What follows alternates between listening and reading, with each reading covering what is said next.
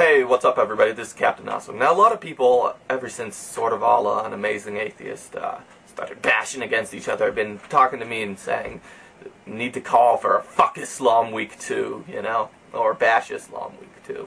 And that would be fun, you know? But we did it once already. So, Muslims are always bitching and complaining about us, just cursing and not making points. Even, of course, we do, but, you say fuck one time, and they're like, oh, they make a point, he just said fuck. That's offensive to me. Anyway, I think what we should do instead is have an errors in the Quran week.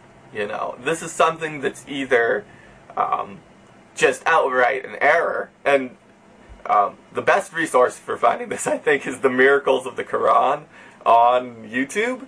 There's these Miracles of the Quran where they explain how the Quran predicted all these scientific things. And the funniest thing is that a lot of them are just wrong. Like embryology, there's this one where it says like you have a drop of fluid that then becomes a lump of flesh that then becomes bones. But if you look at it compared to actual embryology, it actually had the order wrong. So instead, what let's do this week is everybody find one error in the Quran, and for the fuck of it, just because some of the hadiths are so funny, let's just extend it to those two, and you can find, of course, the Quran online, or you can go to the Skeptics Annotated Quran. I have my own Quran. So this is anything that's either just like dead wrong, like the embryology in the Quran, or yeah, I prefer the dead wrong, or something that's just ridiculous, or something that is just grossly immoral. I'm going to go for grossly immoral, because that's probably the easiest one, and rather than using a Skeptic's Annotated Quran or whatnot, I'm going to use my own.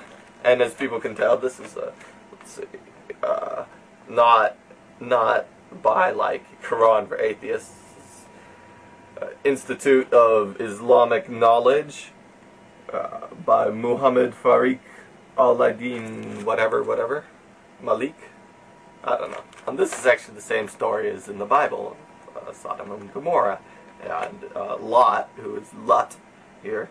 Maybe it's pronounced Lot still, I don't know. So here we have Surah 15, part 14, verses 61 through 79. So when the emissaries came to the family of Lot, he said, "You appear to be strangers." They said, We have come to you with that scourge concerning which these people had doubts.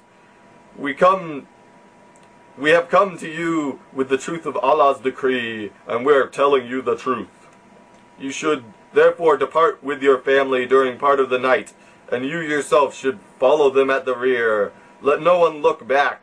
Keep on going where you are commanded to go. We informed him about this decree of ours, that the roots of the sinners of his city would be cut off by the morning. Of course, this is a bunch of homosexuals, which, homosexuality, of course, deserves death and burning. Which, of course, the Quran has homosexuality deserving death and burning. But that's not even the gross immorality that I'm getting to here. Here we go. The people of the town came rejoicing at the news of the young men's arrival. Lot said, "They are my guests. Do not disgrace me. Have fear of Allah and do not put me to shame." So he doesn't want to be embarrassed. They said, "Have we not forbidden you from protecting other people?" And he said, "Here are my daughters, if you must act. By your life, O Prophet Muhammad." They were madly blundering in their intoxication of lust. So he gave up his innocent daughters to be raped by this crowd of people who wanted to fuck angels. And again, this story is also in the Bible, but it's in the Quran. And this is just one example, and hopefully you guys will come up with many examples, and hopefully you'll do a bashing off the so-called science of the Quran, of how the Quran is just wrong and grossly immoral. And this is the Prophet Lot. I don't recall whether or not they're supposed to be sinless, but, clearly, if he's like, hey, you know, don't be homosexuals, fuck my daughters instead. Oh, so now we get to, of course, Allah killing them. So the mighty blast took them at sunrise. Thus we turned the town upside down and rained down on them brimstones of baked clay. Surely there are signs in this for those who investigate, and this smitten town still lies right on the permanent highway on which unbelievers travel during their business trips.